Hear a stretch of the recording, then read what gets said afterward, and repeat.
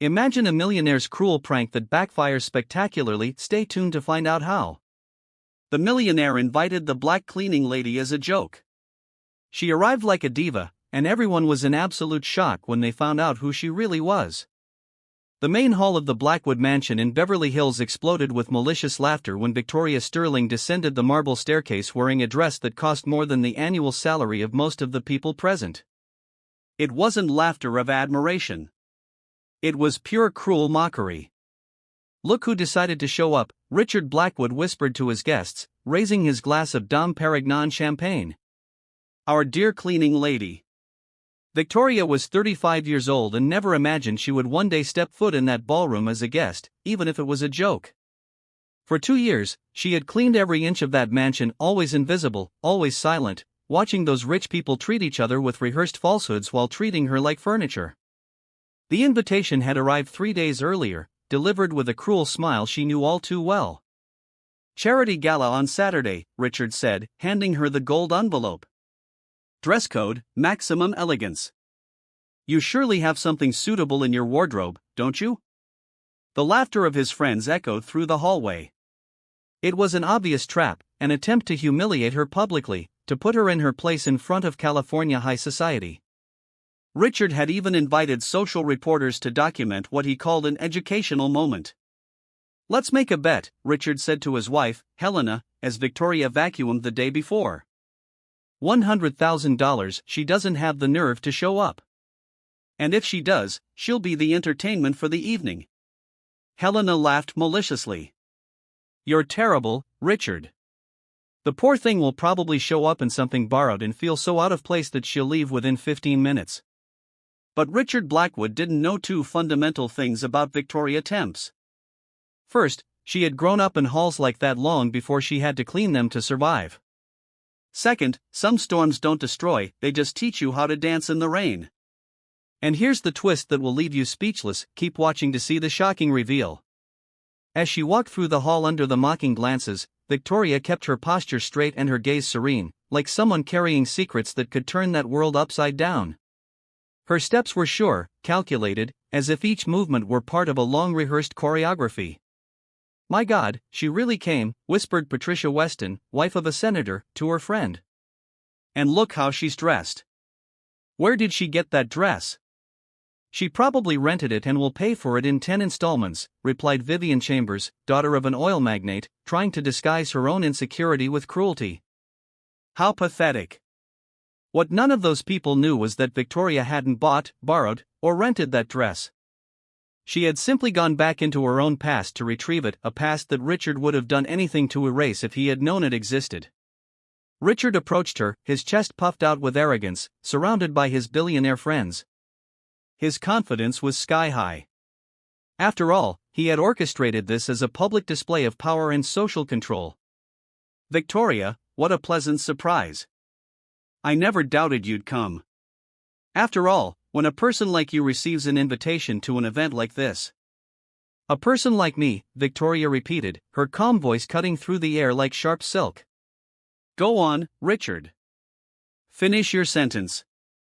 For a microscopic moment, something in her tone made Richard hesitate. There was a firmness there that didn't match the submissive woman he knew from the halls of the mansion. But arrogance quickly took over again. "Well, you know, someone who doesn't normally frequent this kind of environment. You must be feeling quite intimidated by all this elegance." Victoria smiled, not a submissive or nervous smile, but something dangerously serene that made some nearby guests stop laughing instinctively. "Intimidated," she repeated softly, her eyes meeting his with an intensity that made Richard take a step back without realizing it. "No, Richard. I'm feeling exactly where I've always belonged." The silence that followed lasted only a few seconds, but it was enough for the atmosphere of the party to change completely.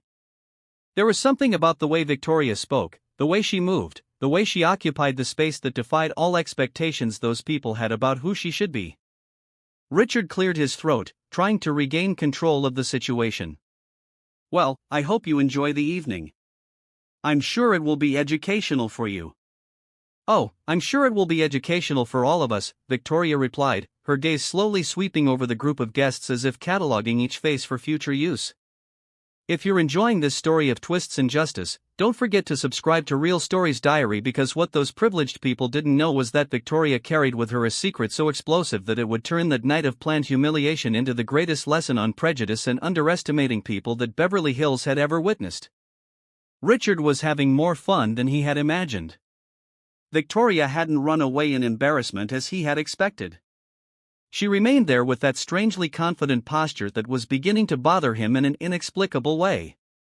"Everyone," Richard announced loudly, tapping a silver spoon against his crystal glass to get the attention of all the guests. "I'd like to introduce our special guest tonight, Victoria, our dedicated cleaning lady." Laughter echoed through the hall like cruel waves. Cell phone flashes began to flash as socialites took photos to post on their social media accounts with sarcastic captions. "Richard," Helena murmured beside him, feigning concern. "Don't you think you're being a little cruel?" "Cruel?" Richard laughed loudly. "I'm giving her the opportunity of a lifetime. When else would someone like her ever get the chance to attend an event like this?" Victoria stood motionless in the center of the room, all eyes fixed on her. But instead of the embarrassment they expected to see, there was something disconcerting about her expression, a serenity that seemed to come from someone who had weathered far worse storms.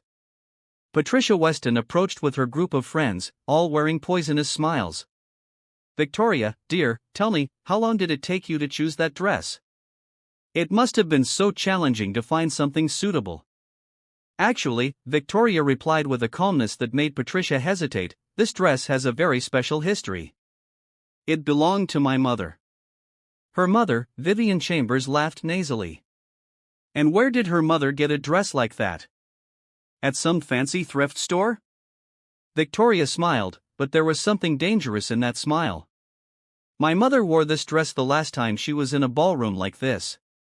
That was 20 years ago when she was still Victoria Temps Blackwood." The silence that followed was deafening. Some people stopped talking, realizing that something important was being said. Richard, who had been laughing with his close friends, turned slowly. "What did you say?" "Temps Blackwood," Victoria repeated, her voice cutting through the air like a sharp blade. "It's funny how some people choose to conveniently forget their own family history." Richard's face began to pale. Helena instinctively grabbed her husband's arm, sensing that something was terribly wrong. "You're delirious," Richard said, but his voice came out less firm than he intended. "I don't know what game you're playing, but this isn't a game, Richard." Victoria took a step toward him, and several guests instinctively backed away. "It's history. Our history. The history you tried to erase when you decided it was more convenient to pretend that certain people in our family never existed." The cell phone cameras continued to record, but now for a completely different reason. Whispers began to spread through the room like wildfire. Helena pulled Richard by the arm. "What is she talking about?" "She's lying," Richard replied, but his hands were shaking slightly.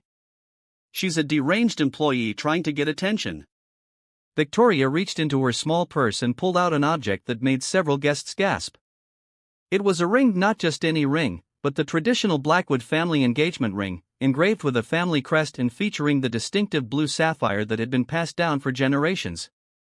"This ring," Victoria said, holding it up for all to see, "was given to my mother by her father, Henry Blackwood, my grandfather, the man you told your children died without an heir."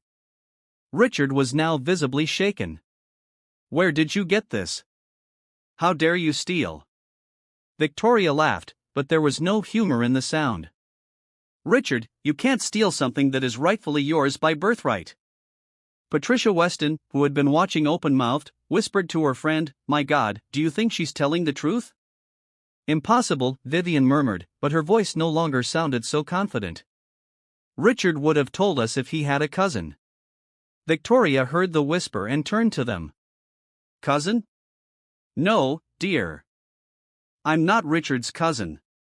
She paused dramatically, looking directly at Richard. "I'm his half-sister." The room exploded in murmurs and muffled exclamations.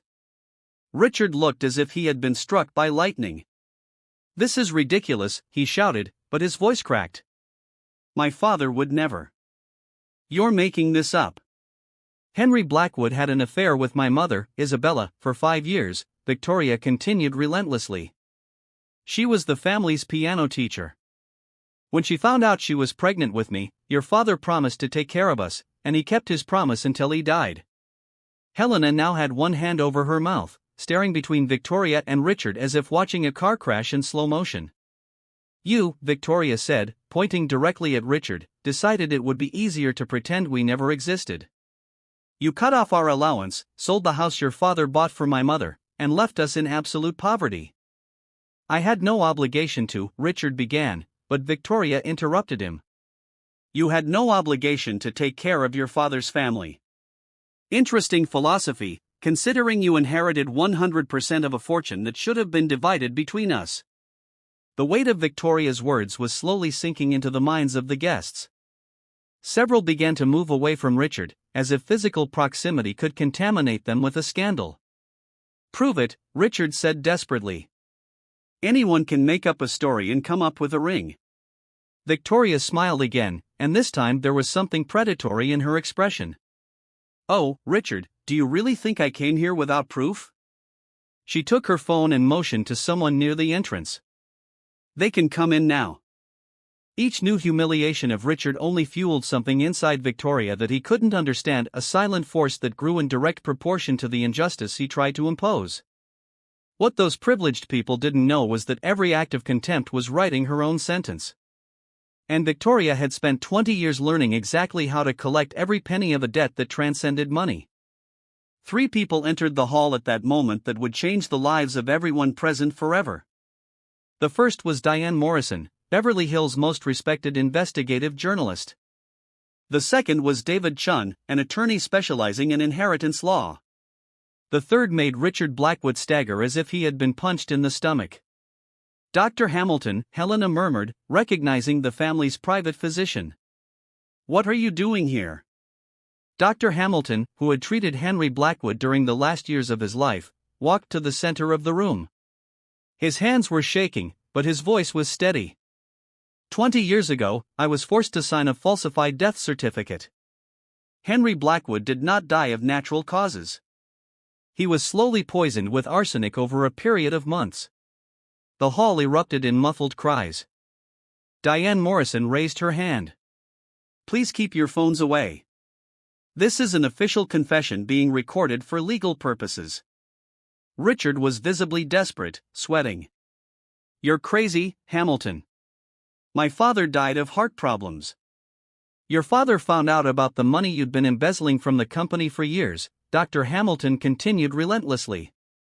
He had changed his will to include Victoria and was about to report you to the police when he began showing strange symptoms. Victoria remained silent, tears of relief in her eyes. Finally, after 20 years, someone was telling the truth. David Chun opened his briefcase and took out an official document. This blood sample was tested last week by an independent laboratory. The arsenic levels were fatal. You're making this up. Richard shouted, but his voice was completely uncontrolled. It's a conspiracy to ruin me. Diane Morrison stepped forward. Mr. Blackwood, I have transcripts of 5 conversations you had with Dr. Hamilton between 2003 and 2004, where you threatened to ruin him professionally. Victoria finally spoke, her voice cutting through the chaos like a knife. Richard, you didn't just kill our father. You stole 20 years of my life. I didn't kill anyone, Richard pointed his finger in all directions. You're all lying. Then explain this, said Victoria, connecting her phone to the mansion sound system. A recording began to play. Richard's voice was unmistakable. Hamilton, you're going to keep your mouth shut about anything strange you found in the old man's blood. If you open your mouth, I guarantee you'll never work as a doctor again. And as for that woman and her bastard daughter, they'll have to fend for themselves. The silence that followed was absolute. Even the people who had defended Richard now shunned him as if he were radioactive. Helena stared at her husband in horror. Richard, you really did this? 20 years? Victoria screamed, her composure breaking momentarily. 20 years of cleaning my own father's blood off the hands of his killer. Victoria took a deep breath and regained her deadly calm. You want to know how I got all this evidence? I didn't come to work here by accident. I applied specifically for this position. I spent 2 years preparing, gaining access to the house, collecting evidence. Richard tried one last desperate gambit. Even if all that is true, it doesn't change anything. The inheritance was distributed years ago. David Chun smiled for the first time. Actually, Mr. Blackwood, when there is evidence of murder, all assets can be redistributed according to the original will, and we have a copy of Henry Blackwood's actual will. Victoria approached Richard, who was leaning against the wall like a cornered animal. Do you know what my biggest mistake was, Richard? It was believing that you would change on your own. Please, Richard whispered. All arrogance evaporated. Helena, the children, this will destroy our family. You destroyed our family the moment you chose money over justice, Victoria replied. Richard collapsed into an armchair, completely defeated. His transformation from arrogant millionaire to exposed criminal had taken less than 2 hours. Victoria looked at Richard one last time. He was broken. But that was only the beginning. What Richard didn't realize and would discover in the worst possible way in the next few hours was that Victoria had spent years gathering evidence not only about her father's death, but about all the financial crimes, blackmail, and corruption he had committed over the decades, weaving a web of justice so meticulous that his downfall would be spectacularly complete. The next 2 hours turned the most exclusive gala in Beverly Hills into the biggest scandal California high society had ever witnessed live. Richard was now sitting on the floor of the ballroom, his back against the wall, watching his entire life unravel in real time. Diane Morrison had connected her laptop to the mansion's projection system, and documents, photos, and recordings appeared on the giant screen for all the guests to see. This is a bank transfer of $200,000 from Richard Blackwood's personal account to Dr. Hamilton, dated 3 days after Henry Blackwood's death, Diane narrated as the image appeared on the screen. The memo on the transfer reads, "Silence is golden." Helena was now on the other side of the room, as far away from her husband as possible, crying silently as she processed 20 years of lies. And this, Diane continued, is a recording of Richard talking to his accountant about how to hide the company's embezzlement. Richard's voice echoed through the room. I need you to make the numbers dance. If anyone finds out I've taken out $20 million over the last 5 years, I'm ruined. Blame it on market fluctuations, expansion costs, whatever. Patricia Weston whispered to her friend, My God, he stole from his own company. Victoria remained in the center of the room, calm as the eye of a hurricane, watching each revelation systematically destroy the life of the man who had murdered her father. David Chun approached with a new folder. Mr. Blackwood, in addition to the criminal charges, I must inform you that Miss Temps is filing a $50 million civil suit against you for wrongful death and misappropriation of inheritance. $50 million? Richard looked up with glazed eyes. I don't have $50 million. No, Victoria said softly. But your company is worth $120 million, and half of it has always been mine by right. Diane Morrison continued the devastating presentation. We also have evidence that Richard blackmailed at least 5 local politicians, bribed 3 judges, and diverted charity funds to personal accounts. Each new revelation drew gasps of horror from the guests. People who had arrived as Richard's friends now moved away as if he were radioactive. Victoria, Richard said in a broken voice. Please, you got what you wanted. Stop this. Victoria stepped forward and knelt in front of him, looking directly into his eyes.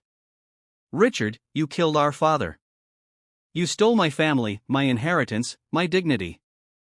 You made me clean his blood off your hands for 2 years. I can make it up to you, he whispered desperately.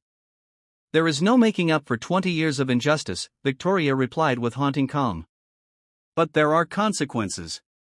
Helena's phone rang. It was one of their children calling from college. Mom, is everything okay? Are they saying on the internet that Dad is a murderer? Helena looked at Richard with utter disgust. His own children are finding out what kind of monster you are on social media. Richard tried to stand, but his legs gave way. Helena, please. The children. No, Helena screamed, silencing the entire room. You don't mention our children. You've shamed them forever. Dr. Hamilton approached Victoria. Miss Temps, I must inform you that I have already contacted the police. Richard will be arrested later today for murder. Victoria asked, murder, fraud, blackmail, tax evasion. He will spend the rest of his life in prison. Victoria turned to the guests who watched her with a mixture of admiration and terror. I want everyone to understand one thing. I didn't do this for revenge. I did this for justice, for all the people who have been trampled on by men like Richard Blackwood. Patricia Weston approached hesitantly. Victoria, we were so sorry. We didn't know. You knew I was treated like a subhuman, Victoria replied firmly.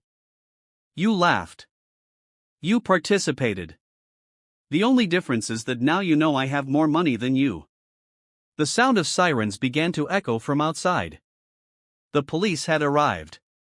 Richard looked at Victoria one last time. You've destroyed my life. No, Victoria said, standing up with all her dignity. You destroyed your own life the moment you chose evil. I just made sure the truth came out. As the police officers entered to arrest Richard, Victoria walked out onto the balcony. Outside, dozens of reporters were waiting, TV cameras, photographers, journalists. The story had already spread. Helena approached her on the balcony. Victoria, I really didn't know anything. I know, Victoria said gently. You were also a victim of his. What's going to happen now? Victoria looked out at the city sparkling below. Now, Helena, justice will finally be served, and maybe Beverly Hills will learn that class has nothing to do with a bank account. As Richard was led away in handcuffs by the police, passing through the same hall where he had tried to humiliate her hours earlier, Victoria felt something she hadn't felt in 20 years, peace. What Richard would discover in the next few hours in jail was that Victoria had planned every detail not only of his downfall, but also of the complete rebuilding of her own life, and that the Blackwood Empire now had a new heir who would make sure to use that power to protect exactly the kind of people he used to trample on. 6 months later, Victoria Temps Blackwood sat in Richard's former office, now completely renovated. The walls that once displayed trophies of arrogance now displayed certificates from social projects and photos of employees promoted from entry-level positions to executive positions. Richard had been sentenced to 25 years in prison without the possibility of parole. The charges included murder, corporate fraud, blackmail, and tax evasion. His personal fortune was completely confiscated to cover compensation to the victims. Victoria was just one of many people he had harmed over the years. Miss Temps Blackwood, said Amanda, her new executive assistant, who had previously worked as a cleaner in the building. Forbes magazine is here for the interview about the company's transformation. Victoria smiled. In 6 months, she had increased the company's profits by 40% simply by treating employees like human beings, fair wages, promotions based on actual merit, and a respectful work environment had created a level of productivity that Richard had never achieved with his toxic leadership. Helena had divorced immediately and moved out of state with her children. Before she left, she sought out Victoria to apologize in person. You could have destroyed us completely, but you chose to protect my children. I will never forget your generosity. Children don't pay for their parents' sins, Victoria had replied. They deserved the chance to be better people than he was. Dr. Hamilton now worked as a medical consultant for the company, offering free care to all employees. I never thought I'd have the courage to do the right thing, he told Victoria during a meeting. You taught me that it's never too late to find our dignity. Patricia Weston and Vivian Chambers had tried to reach out to Victoria in the weeks following the scandal, but she kept them at a polite distance. You laughed at me when you saw me as inferior. Now you want my friendship because you found out about my bank account. That says everything about you. Victoria's story had gone viral worldwide. She received invitations to speak at universities about leadership and social justice, but she preferred to focus on the real work. I don't want to be famous for suffering, she explained in a rare interview. I want to be known for what I built afterward. The company now sponsored scholarships for employees' children, a microcredit program for entrepreneurs in underserved communities, and had created the largest domestic violence support fund in California. On a quiet afternoon, Victoria received a letter from prison. It was from Richard. Victoria, I know I don't deserve forgiveness, but I need you to know you taught me that the person I became was a monster. I spend every day trying to understand how I turned into someone capable of killing his own father for money. His children asked about you on their last visit. They want to meet the aunt who protected the family when their father failed. Victoria kept the letter without replying. Forgiveness was a personal journey, but justice had already been served.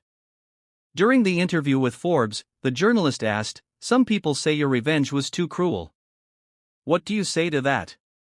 "Revenge would have been to do to him what he did to me," Victoria replied calmly. "Justice is ensuring that he pays for the crimes he committed and that other people don't suffer what I suffered. There's a fundamental difference between the two." "And what advice would you give to people facing similar injustices?"